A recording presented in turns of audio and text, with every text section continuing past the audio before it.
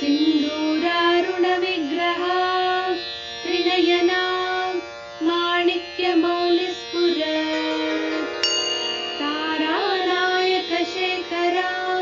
स्मितमुखी मापीनवक्षोरुहा पाणिभ्यामलिपूर्णरत्नचषकं रक्तोत्पलं बिभ्रति सौम्यां रत्नघटस्थरक्तचरणां ಧ್ಯಾಯೇ.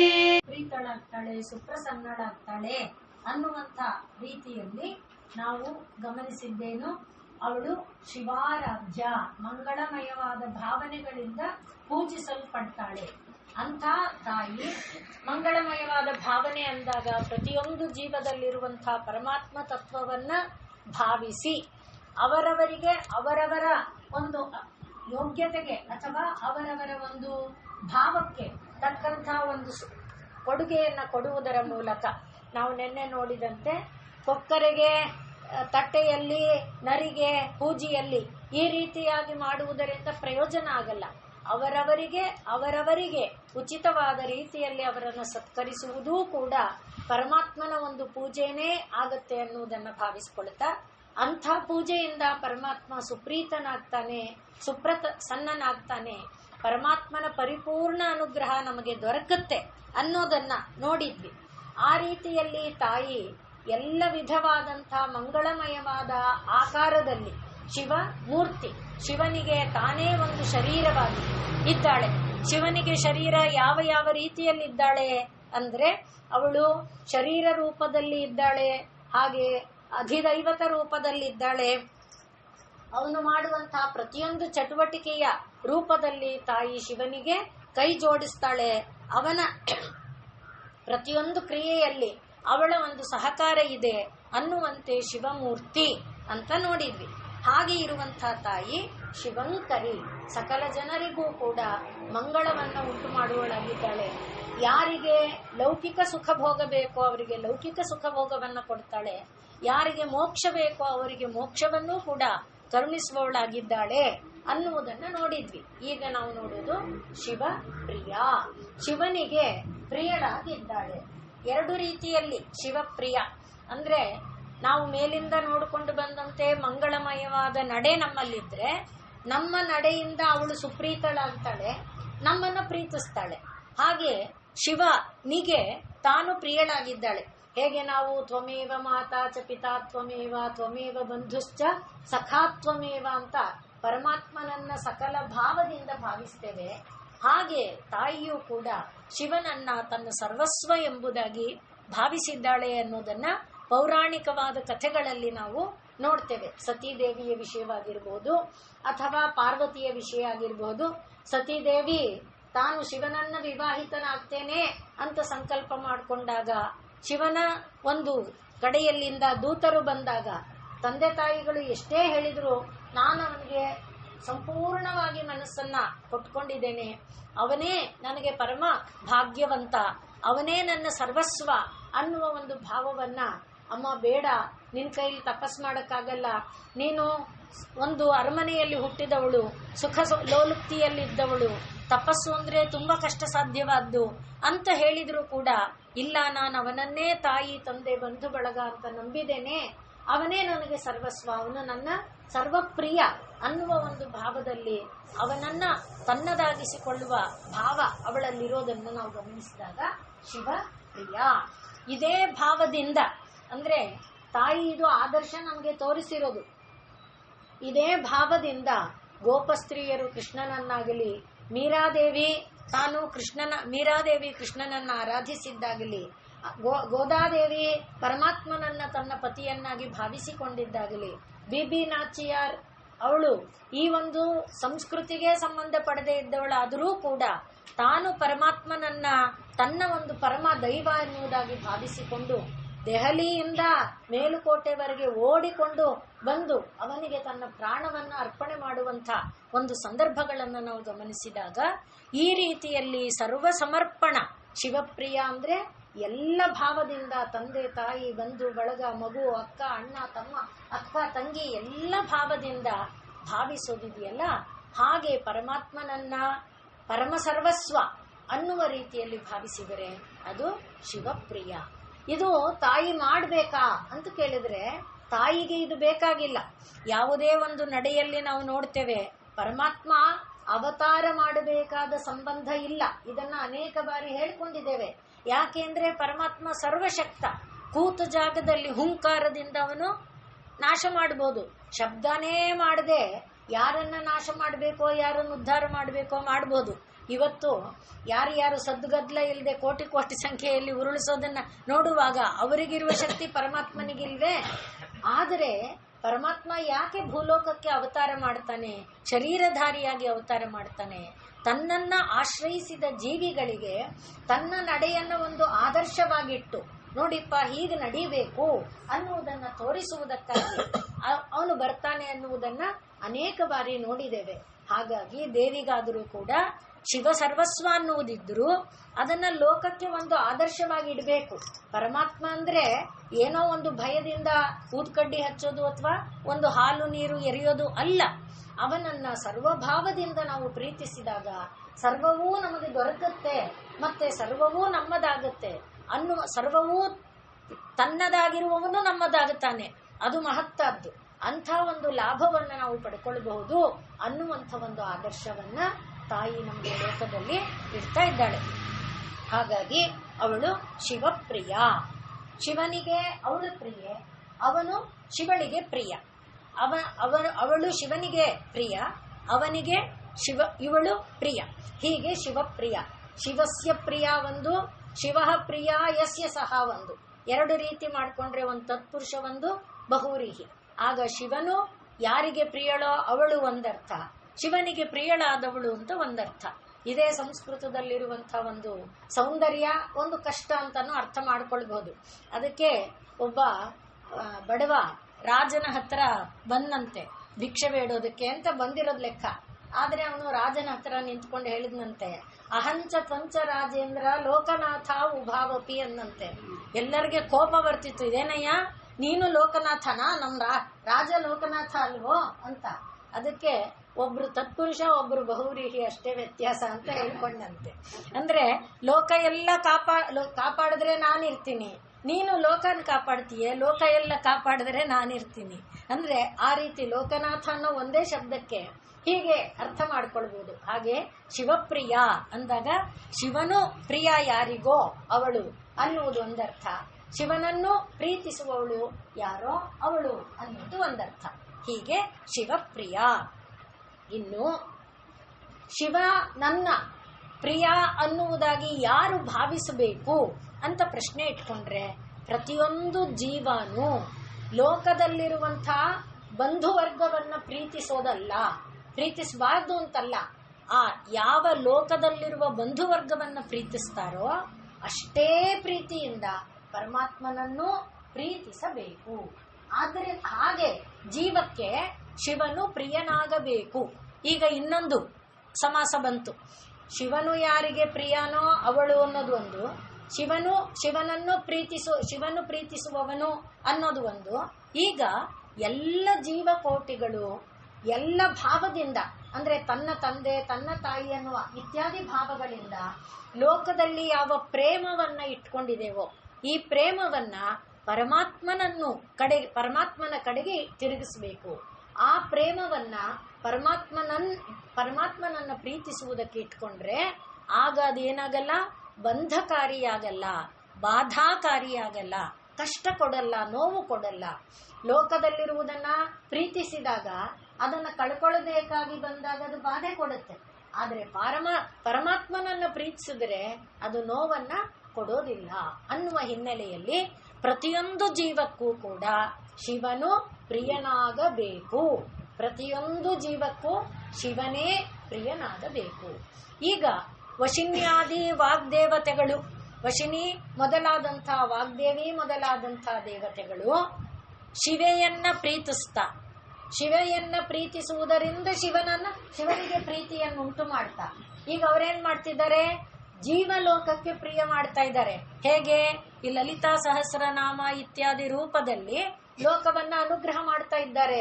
ಆದ್ರಿಂದ ಈಗ ಇನ್ನೊಂದು ಅರ್ಥ ಆಯ್ತು ನೋಡಿ. ಶಿವಪ್ರಿಯಾನೇ ವಶಿನಿ ವಾಗ್ದೇವಿ ಮೊದಲಾದಂಥವರು ಜೀವಲೋಕಕ್ಕೆ ಪ್ರಿಯ ಉಂಟು ಮಾಡಕ್ಕೆ ಶಿವನನ್ನ ಪ್ರೀತಿಯಾಗಿ ಹೊಂದಿರುವ ತಾಯಿಯನ್ನು ತಾಯಿ ಪ್ರೀತಿಸುವ ಶಿವನನ್ನು ಉದ್ದೇಶವಾಗಿರುವ ಈ ಸಹಸ್ರನಾಮಾದಿಗಳನ್ನ ಲೋಕಕ್ಕೆ ಕೊಟ್ಟು ಜೀವ ಕಲ್ಯಾಣ ಮಾಡ್ತಾ ಇದ್ದಾರೆ.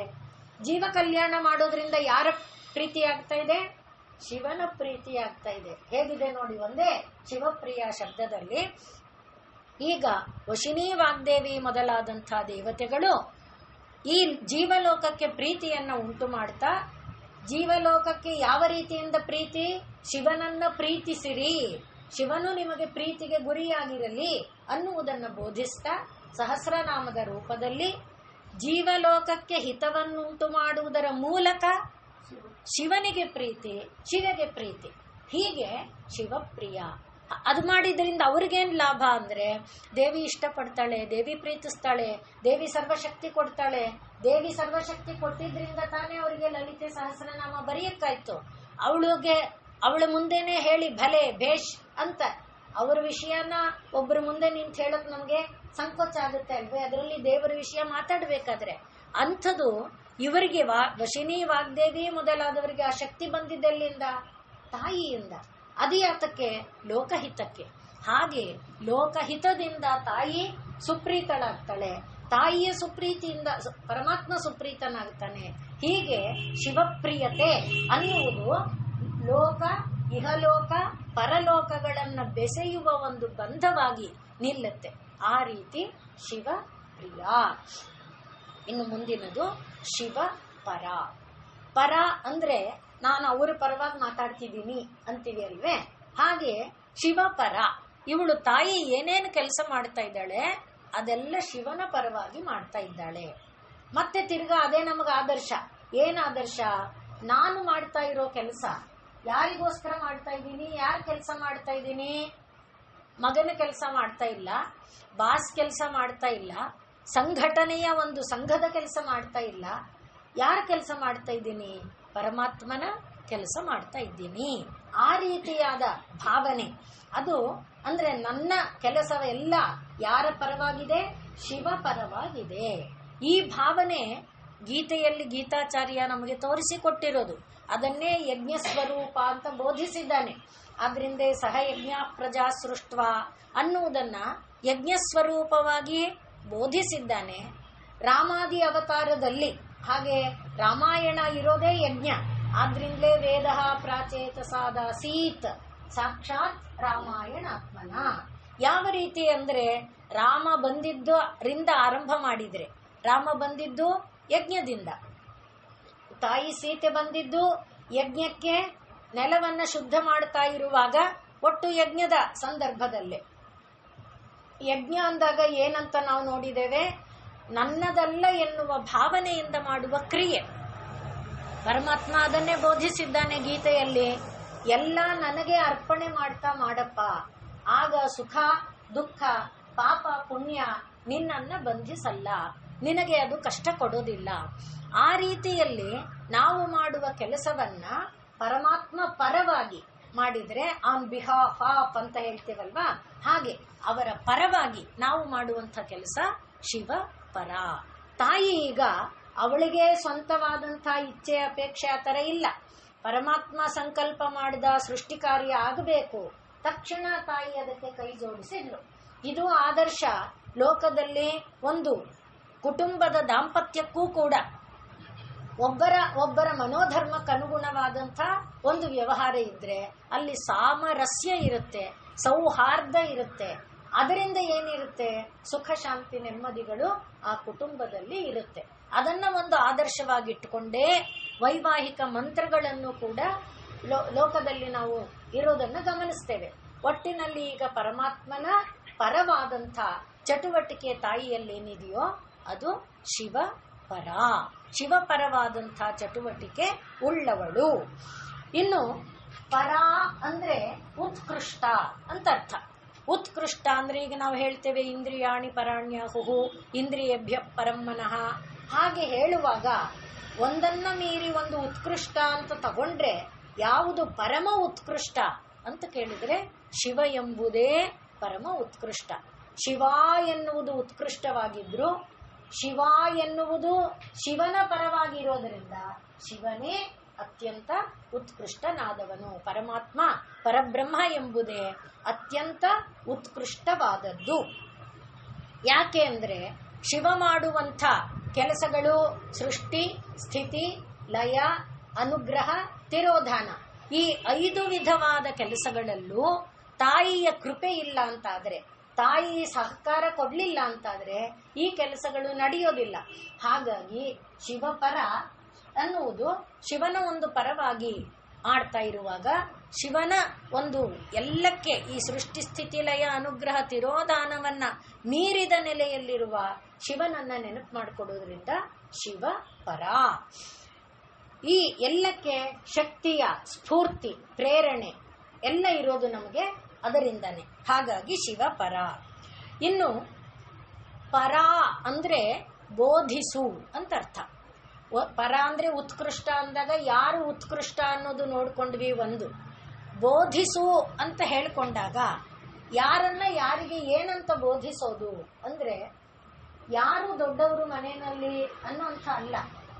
ನಾವು ಮನೆಯಲ್ಲಿ ಮಾತೃದೇವೋ ಭವ ಅಂತ ತಂದೆ ಹೇಳಿದರೆ ಪಿತೃದೇವೋ ಭವ ಅಂತ ಅಂದ್ರೆ ಒಟ್ಟು ಒಂದು ಆದರ್ಶವನ್ನ ಲೋಕಕ್ಕೆ ಬೋಧಿಸುವ ನಡೆಯನ್ನ ಎಲ್ಲಿ ನೋಡ್ತೇವೆ ನಾವು? ವಾಗರ್ಥಾವಿವ ಸಂಪೃಕ್ತೌ. ಮಾತು ಅರ್ಥ ಇಲ್ಲದೆ ಯಾವುದಾದ್ರೂ ಮಾತಿದೆಯೋ? ಇಲ್ಲ.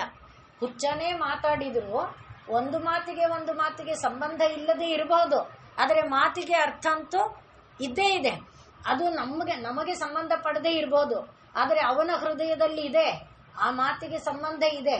ಅವನ ಒಂದಕ್ಕೊಂದಕ್ಕೆ ಸಂಬಂಧ ಇಲ್ಲದ ಮಾತು ನಮ್ಮ ಪಾಲಿಗೆ ಅನ್ಸಿದ್ರು ಅವನ ಹೃದಯದೊಳಗೆ ಸಂಬಂಧ ಇದೆ. ಯಾಕೆಂದ್ರೆ ಅವನ ಒಂದು ಮಾತು ಇನ್ನೊಂದು ಮಾತಿಗೆ ಯಾವುದೋ ಒಂದು ಸಂಬಂಧನ ಬೆಸ್ಕೊಂಡಿರುತ್ತೆ. ಅವನ ಜೀವನದ ಘಟನೆ ಹುಡುಕೊಂಡ್ರೆ ನಮಗೆ ಅದಕ್ಕೋಸ್ಕರ ಈ ಮಾತಾಡ್ತಿದ್ದಾನೆ, ಅದಕ್ಕೋಸ್ಕರ ಅದು ನಮ್ಗೆ ಅರ್ಥ ಆಗುತ್ತೆ. ಒಟ್ಟಿನಲ್ಲಿ ಅರ್ಥ ಇಲ್ಲದೆ ಮಾತಿಲ್ಲ. ಮಾತು ಮತ್ತು ಅರ್ಥ ಹೇಗೆ ಅವಿನಾಭಾವ ಸಂಬಂಧದಿಂದೆಯೋ ಹಾಗೆ ಇರುವ ಸಂಬಂಧವನ್ನ ಲೋಕದಲ್ಲಿ ತೋರಿಸ್ಕೊಡ್ಬೇಕು. ಆದ್ರಿಂದ ಈಗ ತಾಯಿ ಮಗುವಿಗೆ ಮಗು ಇದು ನಿನ್ನ ಅಪ್ಪ ಅನ್ನುವುದನ್ನ ತೋರಿಸ್ಕೊಡ್ಬೇಕು. ಅಪ್ಪನಿಗೆ ನಮಸ್ಕಾರ ಮಾಡು, ಅಪ್ಪನನ್ನ ಗೌರವಿಸು, ಪೂಜಿಸು, ಆ ರೀತಿಯಾದ ಒಂದು ಬೋಧೆಯನ್ನ ತಾಯಿ ಮಾಡ್ತಾಳಾದ ಕಾರಣ ಅವಳು ಶಿವಪರ. ಲೋಕಕ್ಕೆ ಒಂದು ಸನ್ಮಾರ್ಗವನ್ನ, ಲೋಕಕ್ಕೆ ಸರಿಯಾದ ರೀತಿಯನ್ನ, ಕ್ರಮವನ್ನ ಬೋಧಿಸಿಕೊಡ್ತಾ. ತಾಯಿಯಲ್ಲದೆ ತಂದೆಯನ್ನ ತೋರಿಸ್ಕೊಡೋರು ಇನ್ಯಾರಿದ್ದಾರೆ? ಆದ್ರಿಂದ ತಾಯಿಯನ್ನ ಆಶ್ರಯಿಸಿದಾಗಲೇ ತಂದೆಯನ್ನ ನಾವು ತಿಳ್ಕೊಳ್ಳೋದಕ್ಕೆ ಸಾಧ್ಯ ಆಗೋದು. ಹಾಗಾಗಿ ತಾಯಿಯನ್ನ ಆಶ್ರಯಿಸಿ, ಅದಕ್ಕೆ ಮೊದಲಿಗೆ ಮಾತೃದೇವೋ ಭವ, ತಾಯಿಯನ್ನ ಆಶ್ರಯಿಸಿ ಪಿತೃವನ್ನ ನಾವು ತಂದೆಯನ್ನ, ಲೋಕಕ್ಕೆ ತಂದೆ ತಾಯಿಯಾಗಿರುವಂಥ ಜಗದೇಕ ಜನನ್ಯಿ ಮತ್ತೆ ಜನಕನಾಗಿರುವಂಥವರನ್ನ ಆಶ್ರಯಿಸುವ ಬೋಧೆಯನ್ನ ತಾಯಿ ಮಾಡ್ತಾಳೆ. ಆದ್ರಿಂದ ಅವಳು ಶಿವ ಪರ. ಈಗ ಶಿವದೂತಿ, ಶಿವಂಕರಿ, ಶಿವಮೂರ್ತಿ, ಶಿವಪ್ರಿಯ, ಶಿವಪರ. ಇನ್ನು ಶಿಷ್ಟೇಷ್ಟ. ಶಿಷ್ಟ ಮತ್ತು ಇಷ್ಟ ಎರಡಿದೆ. ಶಿಷ್ಟ ಅಂದ್ರೆ ಯಾರು ಇದು ವೈದಿಕವಾದಂಥ ವಿಚಾರಗಳನ್ನ, ವೇದ ಬೋಧಿಸಿರುವ ವಿಚಾರಗಳನ್ನ ತಮ್ಮ ಜೀವನದಲ್ಲಿ ಅನುಷ್ಠಾನ ಮಾಡಿಕೊಂಡು ಜೀವನ ನಡೆಸ್ತಿದಾರೋ ಅವರನ್ನ ಶಿಷ್ಟರು ಅಂತ ಕರೀತಾರೆ. ಆದ್ರಿಂದ ಶಿಷ್ಟರು ಅಂಥ ಒಂದು ಉದಾತ್ತವಾದ ಉತ್ತಮವಾದ ನಡೆಯನ್ನ ಹೊಂದಿರುವುದರಿಂದ ಅದನ್ನ ಶಾಸ್ತ್ರ ಹೇಳುವಾಗ ವೇದ ಬೋಧಿತ, ವೇದವು ಹೇಳಿರುವಂಥ ಅವಿಗೀತ ಶಿಷ್ಟಾಚಾರ ಅಂತ ಹೇಳ್ತಾರೆ. ಅವಿಗೀತ ಅಂದ್ರೆ ನಿಂದ್ಯವಲ್ಲದ, ವೇದವು ಬೋಧಿಸಿದಂಥ ನಿಂದ್ಯವಲ್ಲದ ಶ್ರೇಷ್ಠವಾದ ನಡೆಯನ್ನ ಹೊಂದಿರುವವರು, ಅವರನ್ನ ಶಿಷ್ಟರು ಅಂತ ಕರೀತಾರೆ. ಆದ್ದರಿಂದ ಆ ಶಿಷ್ಟರು ಯಾರಿಗೆ ಇಷ್ಟನೋ ಅವಳು ಶಿಷ್ಟೇಷ್ಟ. ಅಂದ್ರೆ ಯಾವ ತಾಯಿ ಶಿಷ್ಟರನ್ನ ಇಷ್ಟಪಡ್ತಾಳೋ ಅವಳು ಶಿಷ್ಟೇಷ್ಟ. ಹಾಗೆ ಶಿಷ್ಟರಿಗೆ ಯಾರಿಷ್ಟ ಅಂತ ಕೇಳಿದ್ರೆ ಶಿಷ್ಟರಿಗೂ ಕೂಡ ದೇವಿನೇ ಇಷ್ಟ. ಅಲ್ಲಿ ಶಿವ ಹೇಳಿದ್ವಲ್ಲ ಶಿವಪ್ರಿಯ, ಹಾಗೆ ಶಿಷ್ಟರಿಗೆ ಇಷ್ಟ, ಶಿಷ್ಟರು ಇಷ್ಟ. ಹಾಗೆ ಶಿಷ್ಟರನ್ನ ಇಷ್ಟಪಡುವವಳು ತಾಯಿ, ಶಿಷ್ಟರಿಗೆ ತಾಯಿ ಇಷ್ಟ. ಈ ರೀತಿ ಶಿಷ್ಟೇಷ್ಟ. ಇನ್ನು ಶಿಷ್ಟರು ಅನ್ನುವುದಕ್ಕೆ ವಸಿಷ್ಠ ಸಂಹಿತೆ ಒಂದಿದೆ. ಆ ವಸಿಷ್ಠ ಸಂಹಿತೆಯಲ್ಲಿ ಒಂದು ಲಕ್ಷಣವನ್ನ ಹೇಳ್ತಾರೆ. ನ ನೇತ್ರಪಾದ ನ ಪಾಣಿಪಾದ ಚಪಲಃ. ಪಾಣಿಪಾದ ಚಪಲ ಇರಬಾರ್ದು, ಅಂದ್ರೆ ಕೈ ಕಾಲುಗಳು ಸುಮ್ಮನೆ ಚೇಷ್ಟೆ ಮಾಡ್ತಾ ಇರಬಾರ್ದು. ನ ಪಾಣಿಪಾದ ಚಪಲಃ. ಮತ್ತೆ ನ ನೇತ್ರ ಚಪಲಃ, ಕಣ್ಣುಗಳು ಸುಮ್ಮನೆ ಗಿರಿಗಿರಿ ಗಿರಿಗಿರಿ ಕೆಲವರದ್ದು ಸುತ್ತುತ್ತಾ ಇರುತ್ತೆ. ಹಾಗೆ ನ ನೇತ್ರ ಚಪಲಃ, ಅದು ತಿರುಗಬಾರದು. ನ ಚ ವಾಗಂಗ ಚಪಲ, ಮಾತಿನ ಚಾಪಲ್ಯ. ಹಾಗೆ ಇದು ಏನು ಕೈಕಾಲುಗಳಲ್ಲಿ ಚಾಪಲ್ಯ, ಇವುಗಳು ಇರದೇ ಇರುವವನನ್ನ ಶಿಷ್ಟ ಅಂತ ಕರೀತಾರೆ ಎಂಬುದಾಗಿ ನಾವು ವಸಿಷ್ಠ ಸಂಹಿತೆಯಲ್ಲಿ ನೋಡ್ತೇವೆ.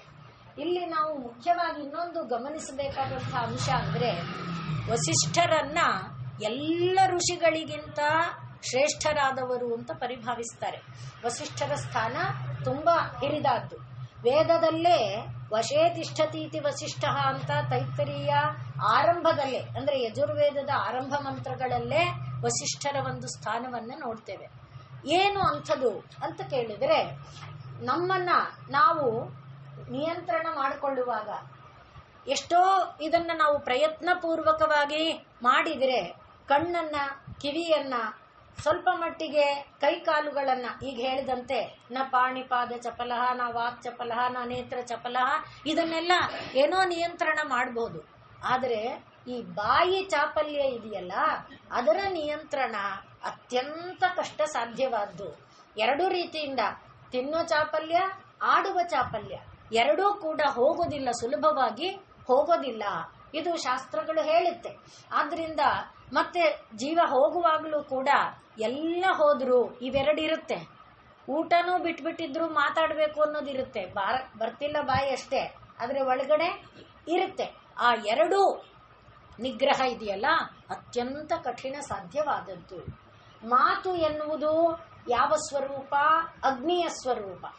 ಮತ್ತೆ ನಾಲಿಗೆ ಎನ್ನುವುದು ಯಾವ ಸ್ವರೂಪ? ವರುಣನ ಸ್ವರೂಪ. ಈಗ ನಮಗೆ ಮೈತ್ರಾವರುಣ ಯಾರು? ವಸಿಷ್ಠ. ನೋಡಿ ಹೇಗಿದೆ, ಮಿತ್ರ ಅಂದ್ರೆ ಅಗ್ನಿ, ವರುಣ ಅಂದ್ರೆ ನಾಲಿಗೆ. ನಾಲಿಗೆ ರಸದ ಚಾಪಲ್ಯ, ಬಾಯಿ ಅಗ್ನಿ ಎನ್ನುವುದು ವಾಕ್ ಚಾಪಲ್ಯ. ಈ ಎರಡರನ್ನ ನಿಗ್ರಹ ಮಾಡಿರುವ ಕಾರಣನೇ ಅವನು ವಸಿಷ್ಠ. ವಶೇ ತಿಷ್ಠತಿ ಇತಿ ವಸಿಷ್ಠ. ಆದ್ರಿಂದೇ ಅವನು ಮೈತ್ರಾವರುಣ. ಮೈತ್ರಾವರುಣನ ಅಂದ್ರೆ ಮಿತ್ರ ಮತ್ತು ವರುಣರ ಒಂದು ದೇವತೆಗಳು ಎಲ್ಲೆಲ್ಲೋ ಇಲ್ಲ, ಅದನ್ನ ಅನೇಕ ಬಾರಿ ಹೇಳ್ಕೊಂಡಿದ್ದೇವೆ. ಈಗ ನಮ್ಮ ಬದುಕನ್ನ ನಾವು ಹೇಗೋ ನಡೆಸ್ತಾ ದೇವತೆಗಳಿಗೆ ಅಪಚಾರ ಮಾಡಿ ಬದುಕ್ತಾ ಇದ್ದೇವೆ. ಅಲ್ಲೆಲ್ಲೋ ದೇವರ ಮನೇಲಿ ಇದು ಮುಟ್ಬಿಟ್ಟು ಮೈಲಿಗೆ ಆಯ್ತು ಅಂತ ಕಿರ್ಚ್ಕೊಳ್ತೇವೆ. ನಮ್ಮೊಳಗೆ ನಾವು ಮಾಡುವ ದೈವ ಅಪಚಾರ ಇದೆಯಲ್ಲ, ಎಷ್ಟೊಂದು ಅಪಚಾರಗಳನ್ನ ನಾವು ಜೀವನದಲ್ಲಿ ಮಾಡ್ತೇವೆ. ಅದರಲ್ಲಿ ಮೈತ್ರಾವರುಣಿ ಅಂದಾಗ ವಸಿಷ್ಠರು ಅಂದ್ರೆ ಎಷ್ಟು ಕಷ್ಟ ಸಾಧ್ಯವಾದಂತ ಮಾತು ಮತ್ತು ನಾಲಿಗೆಯ ಚಾಪಲ್ಯವನ್ನ, ಆದ್ರಿಂದಲೇ ಅವರು ಶಾಪ ಕೊಟ್ಟು ವಿಶ್ವಾಮಿತ್ರನ ಮಕ್ಕಳನ್ನ ಇದು ಮಾಡಿಬಿಟ್ಮೇಲೆ, ನಾಶ ಮಾಡಿಬಿಟ್ಮೇಲೆ ಪಶ್ಚಾತ್ತಪ್ತರಾಗಿ ತಾವೇ ಆತ್ಮಹತ್ಯೆ ಮಾಡ್ಕೊಳಕ್ ಹೋಗ್ತಾರೆ. ಆದ್ರೆ ಎಲ್ಲೂ ಜಾಗ ಕೊಡಲ್ವಂತೆ. ಅಂದ್ರೆ ಅಷ್ಟು ಮಹಾಶಕ್ತಿವಂತರವರು. ಆದ್ರಿಂದ ಅಗ್ನಿ ಜಾಗ ಕೊಡಲ್ವಂತೆ. ಅಂದ್ರೆ ಬೆಂಕಿಲ್ ಬಿದ್ದು ಸಾಯ್ತೀನಿ ಅಂದ್ರೆ, ನೀರಲ್ಲಿ ಬೀಳ್ತೀನಿ ಅಂದ್ರೆ ಯಾರು, ಯಾಕೆಂದ್ರೆ ಅವರನ್ನು ಸಹಿಸುವಂತ ಚೈತನ್ಯ ಅವರಲ್ಲಿಲ್ಲ. ಅಂಥ ಅಪಾರವಾದ ಶಕ್ತಿ ಈ ಎರಡರ ನಿಗ್ರಹದಿಂದ ನಮಗೆ ಬರುತ್ತೆ ಅನ್ನುವುದನ್ನ ಸುಮ್ಮನೆ ಈಗ ನೆನಪಿಸ್ಕೊಳ್ತಿರೋದು. ಇದು ವಸಿಷ್ಠ ಸಂಹಿತೆಯಲ್ಲಿದೆ. ಇದೆಲ್ಲ ನಮಗೆ ಮಾಡೋಕ್ಕಾಗಲ್ಲ ನಿಜ, ಆದರೆ ನಾವು ಏನ್ ಮಾಡ್ಬೋದು, ಇಂಥದ್ದೊಂದು ಇದೆಯಂತೆ, ಇದು ಕಷ್ಟ ಸಾಧ್ಯವಂತೆ ಅಮ್ಮ ಅಂತಾದ್ರೂ ನಾವು ನೆನಪು ಮಾಡ್ಕೋಬಹುದಲ್ಲ. ಅಷ್ಟಕ್ಕಾಗಿ ಸಂದರ್ಭ ಬಂದಿದ್ರಿಂದ ಆಡ್ತಾ ಇರುವಂತ ಮಾತಷ್ಟೇ. ಈಗ ಆ ಪರಮಾತ್ಮನ ಒಂದು ಭಾವದಿಂದ ನಮ್ಮ ಒಂದು ಇಂದ್ರಿಯಗಳನ್ನ ನಿಗ್ರಹ ಮಾಡಿಕೊಂಡು, ಇಂದ್ರಿಯಗಳ ಚಲನೆಯನ್ನ ನಿಗ್ರಹ ಮಾಡಿಕೊಂಡಿದ್ರೆ ಅಂಥವನನ್ನ ಏನಂತಾರೆ? ಶಿಷ್ಟ ಅಂತ ಕರೀತಾರೆ. ಅಂಥವನ ನಡೆಯಿಂದ ದೇವಿ ಸುಪ್ರೀತಳಾಗ್ತಾಳೆ. ಆದ್ರಿಂದ ಶಿಷ್ಟೇಷ್ಟ ಅಂದ್ರೆ ಅರ್ಥ ಏನಾಯ್ತು? ಭಗವದ್ಭಾವವನ್ನ ಹೃದಯದ ಒಳಗೆ ತುಂಬಿಕೊಂಡು ಭಗವದ್ಭಾವದಲ್ಲೇ ತಮ್ಮ ಎಲ್ಲಾ ನಡೆಯನ್ನು ಕೂಡ ಅರ್ಪಣೆ ಮಾಡ್ಕೊಳ್ತಾ ಭಗವಂತನಿಗೆ ಎಲ್ಲಾ ಭಾವನೆಯನ್ನು ಅರ್ಪಣೆ ಮಾಡಿಕೊಳ್ತಾ ಇದ್ರೆ ಆಗ ನಮ್ಮ ಒಂದು ನಡೆಯಲ್ಲಿ ಆ ದೇವಿ ತೃಪ್ತಿ ಪಡುವಂಥ ಒಂದು ನಡೆ, ಶಿಷ್ಟ ಅನ್ನುವಂಥ ನಡೆ ಬರುತ್ತೆ. ಅಂದ್ರೆ ಅರ್ಥ ಏನು? ನಾನು ಮಾಡ್ತಾ ಇರುವಂತಹ ಕಾಯೇನ ವಾಚ, ಅಲ್ಲೇ ಬಂತು ನೋಡಿ, ಮನಸ ಇಂದ್ರಿಯೈಹಿ ಬುದ್ಧ್ಯ ಆತ್ಮನ ಪ್ರಕೃತೇ ಸ್ವಭಾವಾತ್. ಪ್ರಕೃತಿಯ ಸ್ವಭಾವ ಯಾವುದು? ಸತ್ವ ರಜಸ್ ತಮಸ್ಸು. ಸತ್ವದಿಂದ ಬರುವಂತಹ ಪುಣ್ಯಗಳೆಲ್ಲ ಇರಬಹುದು, ರಜಸ್ಸಿನಿಂದ ಬರುವ ಅಹಂ ಇತ್ಯಾದಿಗಳಿರಬಹುದು. ಆ ಎಲ್ಲವೂ ಕೂಡ ಭಗವದರ್ಪಿತ, ಭಗವತ್ ಪ್ರಿಯ ಎನ್ನುವ ರೀತಿಯಲ್ಲಿ ಯಾರು ನಡೀತಾರೆ ಅವರು ಶಿಷ್ಟರು. ಅಂಥವರ ನಡೆಯಿಂದ ದೇವಿ ಏನಾಗ್ತಾಳೆ? ಸುಪ್ರೀತಳಾಗ್ತಾಳೆ. ಆದ್ರಿಂದ ಶಿಷ್ಟೇಷ್ಟ ಅನ್ನುವುದು ಒಂದು ಅರ್ಥ. ಇನ್ನು ಶಿಷ್ಟ ಅಂದ್ರೆ ನಾವು ನೋಡಿದ್ದೇವೆ, ಶೇಷ ಅಂದ್ರೆ ಉಳಿದಿರೋದು. ಅಂದ್ರೆ ನಾನು ಪರಮಾತ್ಮನ ಹೇಗೆ ಈಗ ಹನುಮಂತ ಹೇಳಿಕೊಂಡ ರಾಮನ ಕೈಯ ಬಾಣದಂತೆ ನಾನಿರ್ತೇನೆ, ಅದೇ ರೀತಿಯಲ್ಲಿ ಭಗವಂತನ ಶೇಷ ನಾನು, ಅಂದ್ರೆ ಭಗವಂತನ ಪ್ರಸಾದ ನಾನು, ಭಗವಂತನ ಅನುಗ್ರಹ ನನ್ನ ನಡೆ ಅನ್ನುವಂತೆ. ನನ್ನ ಕಣ್ಣು ಇವತ್ತು ನೋಡ್ತಿದೆಯೋ, ಇದು ಭಗವಂತನ ಅನುಗ್ರಹ. ನನ್ನ ಬಾಯಿ ಈಗ ಮಾತಾಡ್ತಾ ಇದೆಯೋ, ಇದು ಭಗವಂತನ ಅನುಗ್ರಹ. ನನ್ನ ಕಿವಿ ಈಗ ಕೇಳ್ತಾ ಇದೆಯೋ, ಇದು ಭಗವಂತನ ಅನುಗ್ರಹ. ಈ ಭಾವದಲ್ಲಿ ನಮ್ಮ ನಡೆಯನ್ನ ಇಟ್ಕೊಳ್ಳೋದು ಶಿಷ್ಟ. ಸ್ಪಷ್ಟ ಆಗ್ತಿದ್ಯಾ? ಅಂದ್ರೆ ಭಗವಂತನ ಪ್ರಸಾದ. ಆದ್ರಿಂದೇ ಈಶಾ ವಾಸ್ಯಮಿದಂ ಸರ್ವಂ ಯತ್ಕಿಂಚಿತ್ ಜಗತ್ಯಾಂ ಜಗತ್ ತೇನ ತ್ಯಕ್ತೇನ. ಅಂದ್ರೆ ಪರಮಾತ್ಮ ಈ ಎಲ್ಲವನ್ನ ತುಂಬಿಕೊಂಡಿದ್ದಾನೆ, ಎಲ್ಲವೂ ಅವನ ಪ್ರಸಾದ.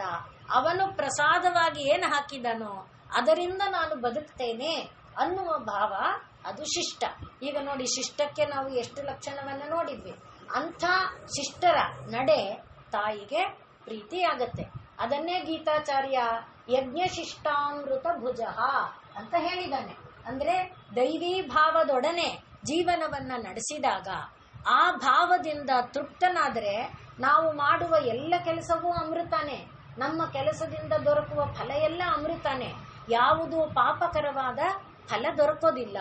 ಹಾಗಾಗಿ ಯಜ್ಞಶಿಷ್ಟಾಮೃತ ಭುಜರಾಗಿ ನಮ್ಮ ಬದುಕನ್ನು ನಾವು ಕಳೆದ್ರೆ, ಯಜ್ಞ ರೀತಿ ಅದನ್ನ ಪರಮಾತ್ಮನ ಶೇಷ ಎಂಬ ರೀತಿಯನ್ನ ನಾವು ಇಟ್ಕೊಂಡ್ರೆ, ಆಗ ಅವನನ್ನ ಈ ಪಾಪಗಳು ಬಾಧಿಸೋದಿಲ್ಲ, ಕರ್ಮಗಳು ಬಾಧಿಸುವುದಿಲ್ಲ ಅಂತ ಹೇಳ್ತಾ, ಹೀಗೆ ತಾಯಿ ಏನ್ ಮಾಡ್ತಾಳೆ?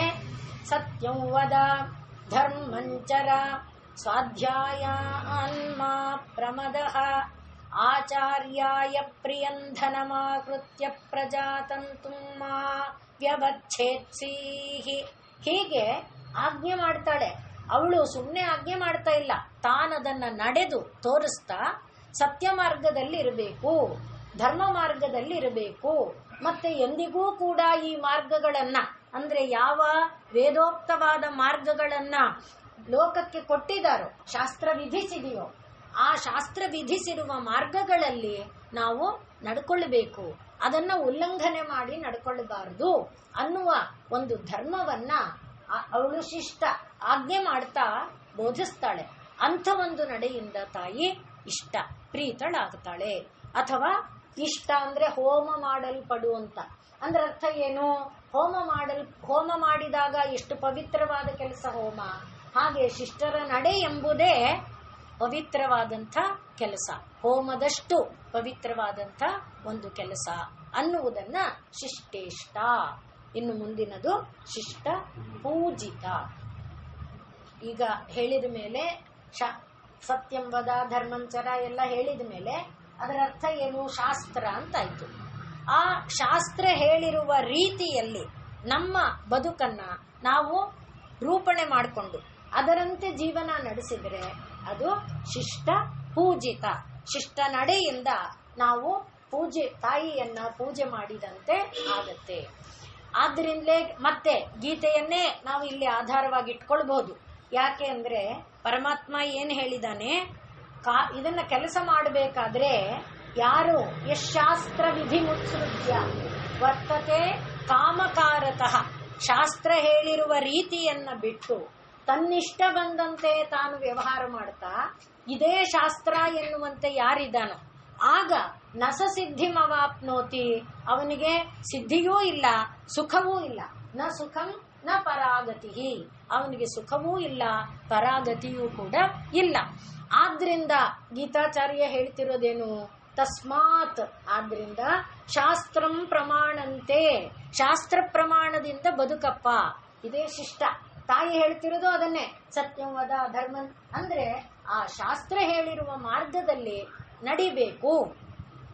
ಆದ್ರಿಂದ ಕಾರ್ಯಕಾರ್ಯ ವ್ಯವಸ್ಥಿತವು, ಯಾವುದು ಮಾಡಬೇಕು ಯಾವುದು ಮಾಡಬಾರ್ದು ಅನ್ನುವ ನಿರ್ಣಯವನ್ನ ಮಾಡಬೇಕಾದಾಗ ನಿನಗೆ ಆಧಾರ ಯಾವುದು?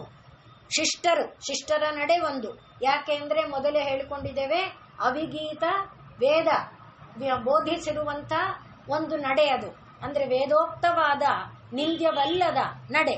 ಆದ್ರಿಂದ ಶಾಸ್ತ್ರ ಯಾರಲ್ಲಿದೆಯೋ ಅವರು ಶಿಷ್ಟರು. ಆದ್ರಿಂದ ಶಿಷ್ಟರ ನಡೆ ನಮಗೆ ಪ್ರಮಾಣ. ಶಿಷ್ಟರ ನಡೆಗಿಂತ ಮೇಲಿನ ಪ್ರಮಾಣ ಅಥವಾ ಮೊದಲಿನ ಪ್ರಮಾಣ ಶಾಸ್ತ್ರ, ಶಿಷ್ಟರ ನಡೆ ಎರಡನೇ ಪ್ರಮಾಣ. ಆದ್ರಿಂದ ಈಗ ಪರಮಾತ್ಮ ಹೇಳಿದ್ದೇನು? ತಸ್ಮಾತ್ ಶಾಸ್ತ್ರಂ ಪ್ರಮಾಣಂತೆ ಕಾರ್ಯಕಾರ್ಯ ವ್ಯವಸ್ಥಿತವು, ಯಾವುದು ಮಾಡಬೇಕು ಯಾವುದು ಮಾಡಬಾರ್ದು ಅನ್ನೋದಕ್ಕೆ ಶಾಸ್ತ್ರ ನಿನಗೆ ಪ್ರಮಾಣ. ಜ್ಞಾತ್ವಾ ಶಾಸ್ತ್ರ ವಿಧಾನೋಕ್ತಂ, ಶಾಸ್ತ್ರ ಏನು ಹೇಳಿದ್ಯೋ ಅದರಂತೆ ನಡ್ಕೊಂಡು ಇರಬೇಕು. ಅದನ್ನು ಬಿಟ್ಟು ನ ಕರ್ಮ ಕರ್ತು ಮಿಹಾರ್ಹಸಿ, ಹೇಗೋ ನಿನ್ನ ಇಷ್ಟ ಬಂದಂತೆ ಕೆಲಸವನ್ನ ನೀನು ಮಾಡಬಾರದು. ನ ಕರ್ಮ ಕರ್ತು ಮಿಹ ಅರ್ಹಸಿ. ಆದ್ರಿಂದ ಆಗ ನಮಗೆ ಮತ್ತೆ ಸಮಸ್ಯೆ ಬರುತ್ತೆ. ಶಾಸ್ತ್ರದಲ್ಲಿ ಎಷ್ಟೋ ಮಾತುಗಳಲ್ಲಿ ದ್ವಂದ್ವಗಳಿದೆ. ಅವರು ಹೀಗೆ ಹೇಳಿದ್ದಾರೆ, ಯಾವುದನ್ನು ಮಾಡಬೇಕು? ಎಲ್ಲಕ್ಕಿಂತ ಈ ಉಪರಿಗಳು ಬಂದ್ಬಿಡುತ್ತಲ್ಲ ತಿಥಿಗಳಲ್ಲಿ, ಆಗ ಇವತ್ತು ನಾವು ಗಣಪತಿ ಹಬ್ಬ ಮಾಡಬೇಕು, ನಾಳೆ ಗಣಪತಿ ಹಬ್ಬ ಮಾಡಬೇಕು, ಇವತ್ತು ಅಷ್ಟಮಿ ಮಾಡಬೇಕು, ನಾಳೆ ಅಷ್ಟಮಿ ಮಾಡಬೇಕು, ಈ ರೀತಿಯಾದದ್ದೇ ದೊಡ್ಡ ಚರ್ಚೆ ನಮ್ಮಂಥವರಿಗೆ. ಆಗ ಶಾಸ್ತ್ರ ಏನು ಹೇಳುತ್ತೆ ಅಂತ ಕೇಳಿದ್ರೆ, ನಿನ್ನ ಮನಸ್ಸೇ, ಭಾರತದಲ್ಲಿ ಮನಸ್ಸೇ ಪ್ರಧಾನವಾದ ಪ್ರಮಾಣ. ಆದ್ರಿಂದ ದುಷ್ಯಂತ ಶಕುಂತಲೆಯಲ್ಲಿ ತನ್ನ ಮನಸ್ಸು ಹರಿದಾಗ ಅವನು ಹೇಳಿಕೊಳ್ಳುತ್ತಾನೆ, ನಾನು ಆರ್ಯನಿಗೆ ಅಂತಃಕರಣವೇ ಪ್ರಮಾಣ. ಆದ್ರಿಂದ ನಿನ್ನ ಅಂತಃಕರಣದಲ್ಲಿ ಇವತ್ತು ನಾನು ಪೂಜೆ ಮಾಡಬೇಕು ಅನ್ನುವ ಪ್ರೇರಣೆ ನಿನ್ನೊಳಗಿದ್ರೆ, ಅಂದು ನೀನು ಪೂಜೆ ಮಾಡಿದ್ರೆ ಅಂದೇ ದುರ್ಗಾಷ್ಟಮಿ, ಅಂದೇ ಮಹಾನವಮಿ. ಇದು ಶಾಸ್ತ್ರಗಳಲ್ಲಿ ನಮಗೆ ಮೊದಲಿಗೆ ಶಿಷ್ಟ ಅಂತ ಹೇಳಿದ್ವಲ್ಲ. ಆದ್ರಿಂದ ಶಾಸ್ತ್ರ ಹೇಳಿದ್ದನ್ನ ದ್ವಂದ್ವಗಳು ಬಂದಾಗ, ಹೀಗೋ ಹಾಗೋ ಅದೋ ಇದೋ ಅಂದಾಗ ನಿನ್ನ ಅಂತಃಕರಣವೇ ಪ್ರಮಾಣ. ಅಂತಃಕರಣ ಶುದ್ಧಿಯಿಂದ ನೀನು ಮಾಡಿದಂಥ ಕೆಲಸ ದೇವಿಗೆ ಪರಮಾತ್ಮನಿಗೆ ಪ್ರೀತ ಆಗತ್ತೆ. ಆದ್ರಿಂದ ಅದನ್ನೇ ಕೃಷ್ಣ ಹೇಳುವಾಗ ಮತ್ತೆ ಗೀತೆಯಲ್ಲೇನೆ ಸ್ವೇ ಸ್ವೇ ಕರ್ಮಣಿ ಅಭಿರತಃ, ಇದನ್ನ ಅನೇಕ ಬಾರಿ ಹೇಳ್ಕೊಂಡಿದೀವಿ. ನಮ್ಮ ಕೆಲಸವನ್ನ ನಾವು ಮಾಡುವಾಗ ಪರಮಾತ್ಮನಿಗೆ ಪ್ರಿಯವಾಗಲಿ ಅಂತ ಕೆಲಸ ಮಾಡ್ತಾ, ಪರಮಾತ್ಮ ಈ ಕೆಲಸದಿಂದ ಸುಪ್ರೀತನಾಗಲಿ ಅಂತ ಭಾವಿಸಿಕೊಂತ ಮಾಡಿದ್ರೆ ಸಂಸಿದ್ಧಿಂ ಲಭತೆ ನರಹ. ಸ್ವೇ ಸ್ವೇ ಕರ್ಮಣ್ಯಭಿರತಃ ಸಂಸಿದ್ಧಿಂ ಲಭತೆ ನರಹ. ಸ್ವಕರ್ಮ ನಿರತಃ, ತನ್ನ ಕರ್ಮದಲ್ಲಿ ನಿರತನಾಗಿ ಸಿದ್ಧಿಂ ಯಥಾವಿಂದತಿ, ಹೇಗೆ ಸಿದ್ಧಿಯನ್ನ ಪಡೀತಾನೆ ಹೇಳ್ತೀನಿ ಕೇಳು, ಅದನ್ನ ಶೃಣು ಅಂತ ಹೇಳ್ತಾ ಇದ್ದಾನೆ ಗೀತಾಚಾರ್ಯ.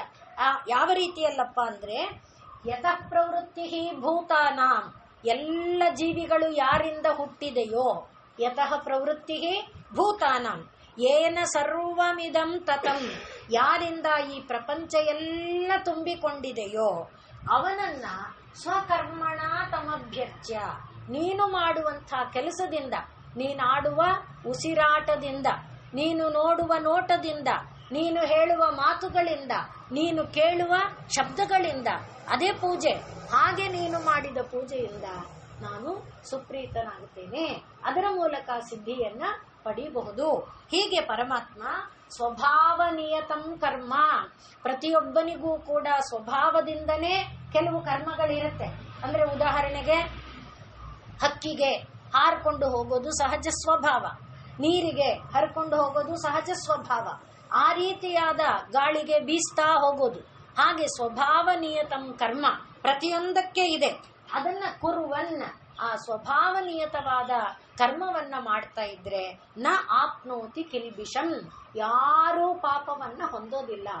ಹಾಗಲಕಾಯಿ ನಾನು ಕಹಿ ಆದ್ರಿಂದ ಲೋಕಕ್ಕೆಲ್ಲ ನಾನು ಇಷ್ಟ ಆಗಲ್ಲ, ಆದ್ರಿಂದ ನಾನು ಪಾಪಿ, ನಾನು ಸಿಹಿಯಾಗಿ ಬಿಡ್ತೇನೆ ಅನ್ಕೊಂಡದು ಸಿಹಿಯಾಗಕ್ಕೆ ಪ್ರಯತ್ನ ಪಟ್ಟು ಬಿಟ್ರೆ ಲೋಕದಲ್ಲಿ ಯಾವ ಧರ್ಮ ಬೆಳೆಯೋದಿದೆಯೋ, ಯಾವ ಧರ್ಮಕ್ಕೆ ಇದು ಒಂದು ಔಷಧಿ ಗುಣವಾಗಿದೆಯೋ ಅದು ಬಾಧೆ ಆಗತ್ತೆ, ಭಂಗ ಆಗತ್ತೆ.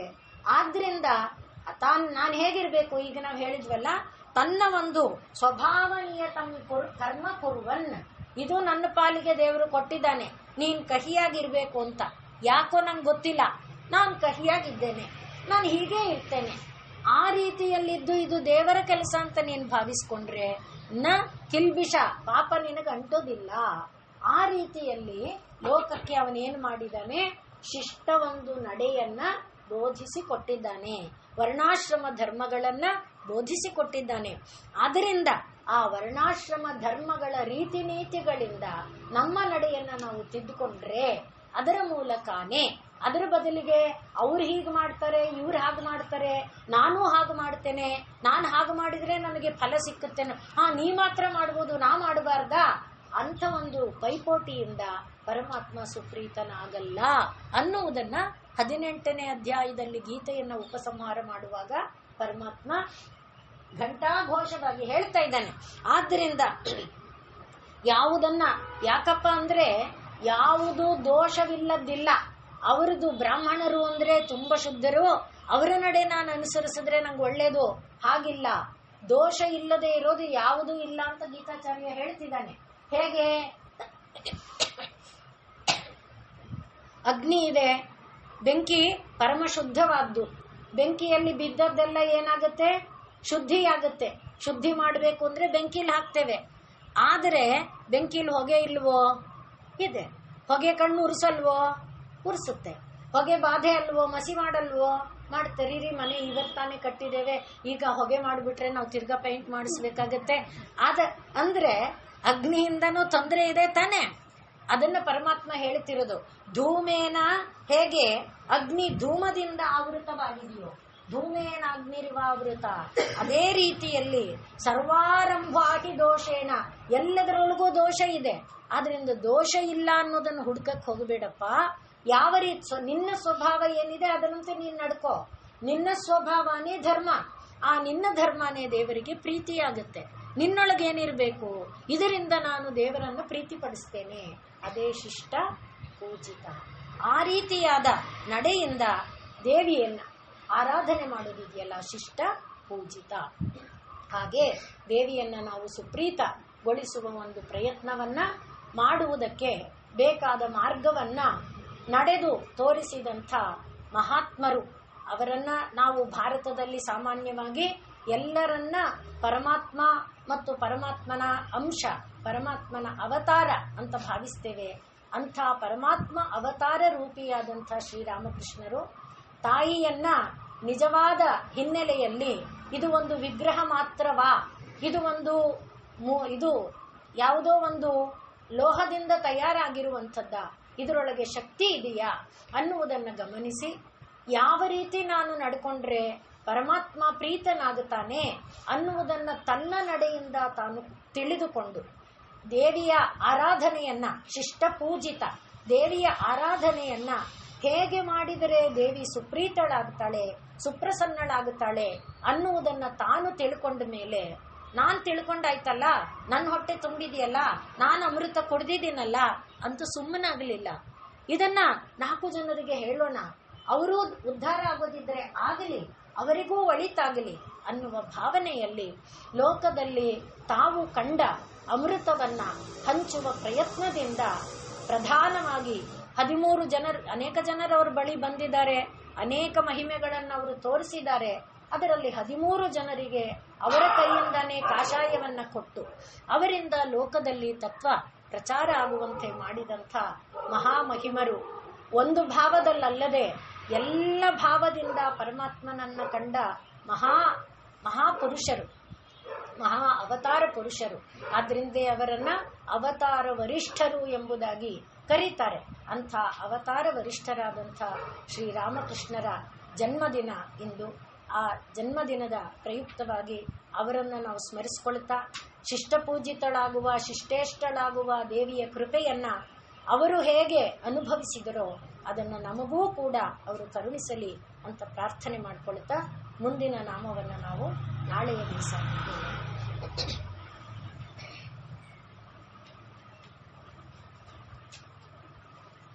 पूर्णमदः पूर्णमिदं पूर्णात् पूर्णमुदच्यते पूर्णस्य पूर्णमादाय पूर्णमेवावशिष्यते। ॐ शान्ति शान्ति शान्तिः। सर्वे भवन्तु सुखिनः, सर्वे सन्तु निरामयाः, सर्वे भद्राणि पश्यन्तु, मा कश्चित् दुःखभाग् भवेत्।